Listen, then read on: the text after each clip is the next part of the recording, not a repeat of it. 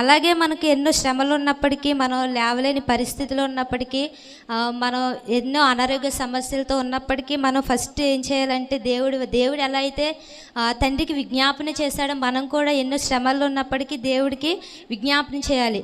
First మనం ప్రార్థన చేయాలి. ఎవరి కోసం?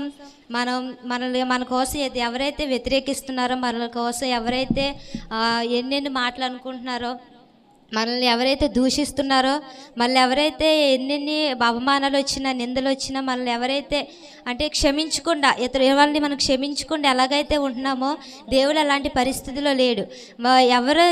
దేవుడిని ఎంతమంది నిందించినా, ఎవరైతే దేవుడు అంటే మనుషుల్ని మామూలుగా పరిచర్య చేసేటప్పుడు రోగులను స్వస్థపరిచాడు, కాళ్ళు లేని వాళ్ళకి కాళ్ళు ఇచ్చాడు, చూపు లేని వారికి చూపించాడు, దాహంగా ఉన్న వారికి దాహాన్ని ఇచ్చాడు.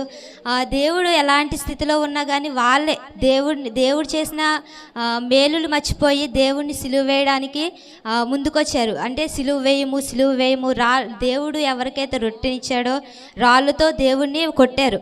అలాంటి స్థితిలో ఉన్న దేవుడు మేలు చేసిన కానీ వాళ్ళు లోక సంబంధమైన వాటిలో ఉండి దేవుడికి సిలువ వేయమని చెప్పి మాట్లాడారే కానీ దేవుడిని ఎవ్వరు కూడా ఏమీ అనలేదు, చెప్పలేకపోయారు. అలాగే మనం కూడా ఎన్ని పరిస్థితుల్లో ఉన్నా, ఎన్ని శోధనలు వచ్చినా దేవుడి వల్లే మనం కూడా ప్రార్థన చేయాలి. దేవుడికి విజ్ఞాపన ముందుగా చేయాలి.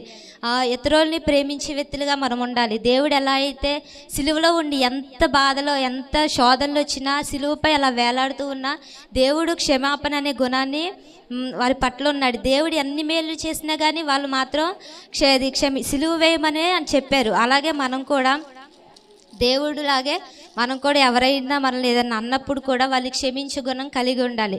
మిమ్మల్ని హింసించే వారి కొరకు ప్రార్థన చేయుడి.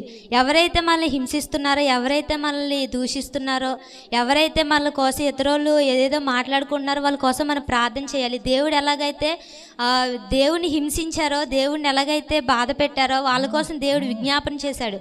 అలాగే మనం కూడా మనల్ని హింసించిన వారి కోసం మనం ఎప్పుడూ ప్రార్థన చేస్తూ ఉండాలి. అలాగే గుడ్ ఫ్రైడేకి మనల్ని ఎవరైతే మన కోసం అయితే మాట్లాడుకున్నారో, నిన్ను వాళ్ళని నీ పొరుగు వారిని ఎలాగైతే ప్రేమించాలో మనం కూడా మనల్ని హింసించిన వాళ్ళని, మనల్ని దూషించిన వాళ్ళ కోసం మనం ప్రార్థన చేద్దాం.